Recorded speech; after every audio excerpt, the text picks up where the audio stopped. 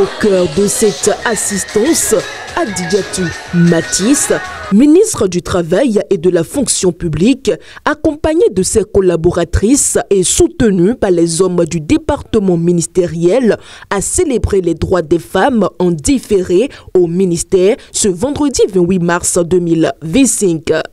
Depuis des décennies, les femmes ont joué un rôle crucial dans le développement de nos sociétés. Elles ont été des pionnières dans divers domaines, de la science à l'art, de la politique à l'économie. Et malgré ces contributions significatives, les femmes continuent de faire face à des défis importants.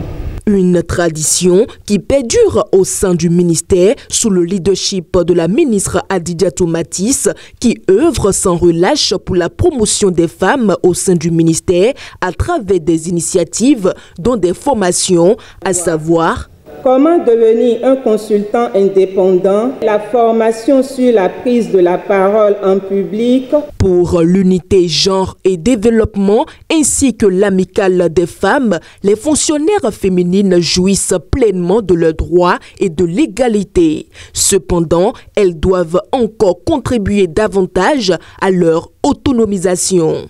Nous pensons que les droits de la femme fonctionnaire peuvent se rapporter à notre présence effective aux instances de prise de décision à travers nos prises de parole constructives et édifiantes. Je nous invite à sortir de nos zones de confort. Osons briller. Faisons-nous respecter par notre travail. Affichons-nous et affirmons-nous.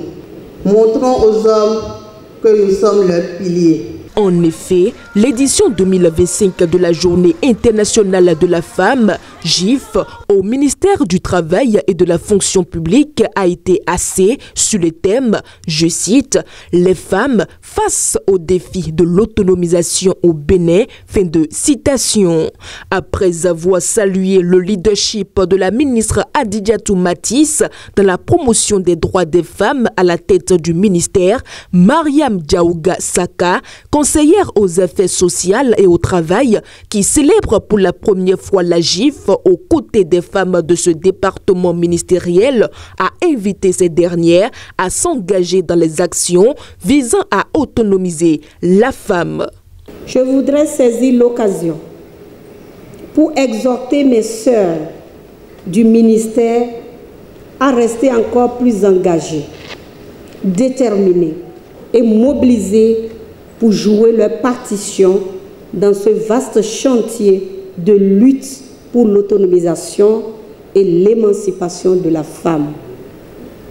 C'est notre cause commune et nous devons poursuivre la lutte. La ministre Hadijatou Matisse, pour sa part, a rappelé les actions menées par le chef de l'État en faveur de l'autonomisation de la femme.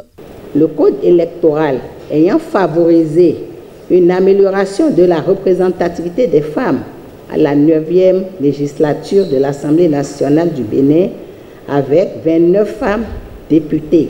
Et ce n'est pas rien. Aujourd'hui, le Bénin a une femme comme vice-présidente de la République. Je dis bien vice-présidente de la République. Il y a aussi des allocations de 30 000 francs par mois et pendant 3 ans qui sont attribuées aux filles issues des familles vulnérables. Elle a profité de cette occasion pour rendre hommage à la gente féminine en général et à celle du ministère du Travail et de la Fonction publique en particulier. Je tiens à rendre un vibrant hommage à toutes celles et tous ceux qui, à travers leurs combats et sacrifices, ont tracé la voie pour les générations futures.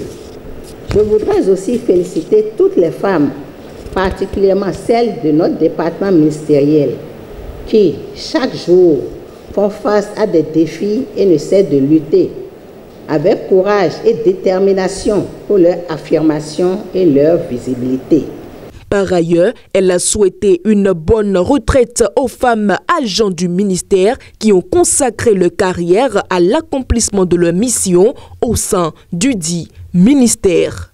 À vos noms à tous, je les remercie pour tout le travail abattu tout au long de leur carrière et leur présente toutes mes félicitations pour leur admission à la retraite.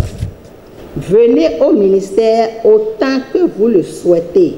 La célébration a été riche en échanges, marquée par une ambiance conviviale et la restitution de la formation des femmes sur la prise de parole en public. Elle a également été ponctuée par la remise de cadeaux aux femmes admises à la retraite. Nos remerciements vont tout particulièrement à l'endroit de Madame le ministre qui n'a ménagé aucun effort pour que nous soyons en ces lieux. Non seulement pour célébrer la femme, mais aussi et surtout pour avoir une idée sur le personnel féminin partant.